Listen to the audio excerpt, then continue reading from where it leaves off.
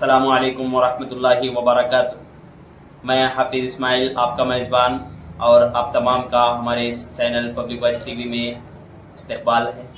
चलिए नाजरीन, आज की एक अहम खबर की तरफ हम रुख करते हैं।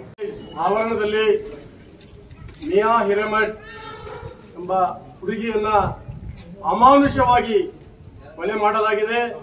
ಕೊಲೆ ಮಾಡಿದಂತ ಆರೋಪಿ ಫಯಾಜ್ನನ್ನ ಇವತ್ತು ಪೊಲೀಸರು ಅರೆಸ್ಟ್ ಮಾಡಿದ್ದಾರೆ। ಫಯಾಜ್ ಇವತ್ತು ಯಾರೇ ಇಂತಹ ಕೃತ್ಯಗಳನ್ನು ಮಾಡಲಿ ಅವರಿಗೆ ಸರ್ಕಾರ ಕಾನೂನು ಅವರಿಗೆ ಮರಣದಂಡನೆ ವಿಧಿಸಬೇಕು, ಇಲ್ಲ ಎನ್ಕೌಂಟರ್ ಮಾಡಬೇಕಂತೇಳಿ ಈ ಸಂದರ್ಭದಲ್ಲಿ ನಾನು ಹೇಳ್ತೇನೆ। ಇಂಥ ದುಷ್ಟ ಶಕ್ತಿಗಳನ್ನ ಈ ಸಮಾಜದಲ್ಲಿ ಬೆಳೆಯಲಿಕ್ಕೆ ನಾವು ಆಸ್ಪದ ಕೊಡಬಾರದು। ಯಾವುದೇ ಜಾತಿಗಳಿರಲಿ, ಇವತ್ತು ಯಾವುದೇ ಜಾತಿಗಳಿರಲಿ, ಇಂಥ ದುಷ್ಟರ ಜಾತಿನೇ ಬೇರೆ।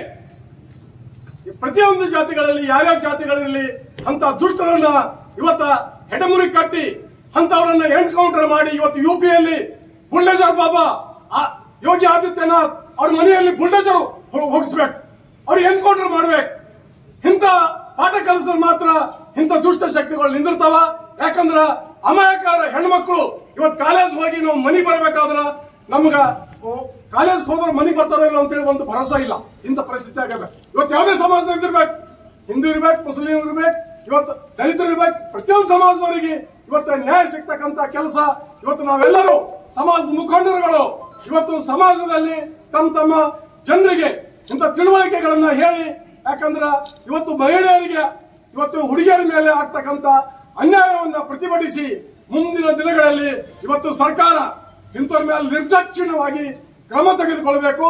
ನಾನು ಸನ್ಮಾನ್ಯ ಮುಖ್ಯಮಂತ್ರಿಗಳು ಇವತ್ತು ಅವ್ರು ಅಂದ್ರು ಅವ್ರದ್ದೇನು ವೈಯಕ್ತಿಕ ಅಂತೇಳಿ, ಯಾವುದು ವೈಯಕ್ತಿಕ ಅಲ್ಲ, ಏನು ಅಲ್ಲ, ಇದು ಜಿಯಾದ್ ಅಂತ ಕೆಲಸಗಳು ಈ ರಾಜ್ಯದಲ್ಲಿ ದೇಶದಲ್ಲಿ ನಡಿಬಾರದು। ಇವತ್ತು ಯಾವುದೇ ಜಾತಿದವರು ಇಲ್ಲಿ ಅವ್ರವ್ರ ಜಾತಿಗಳು ಅವ್ರವ್ರ ಸಮಾಜ ಅವ್ರವ್ರ ಸಂಸ್ಕೃತಿ ತಕ್ಕಂತೆ ಇವತ್ತು ಲಗ್ನ ಆಗಲಿ ಮತ್ತೊಂದಾಗಲಿ ಏನೇ ಆಗಲಿ ಮನವೊಲಿಸಿ ಮಾಡ್ತಕ್ಕಂಥ ಕೆಲಸ ಬೇರೆ।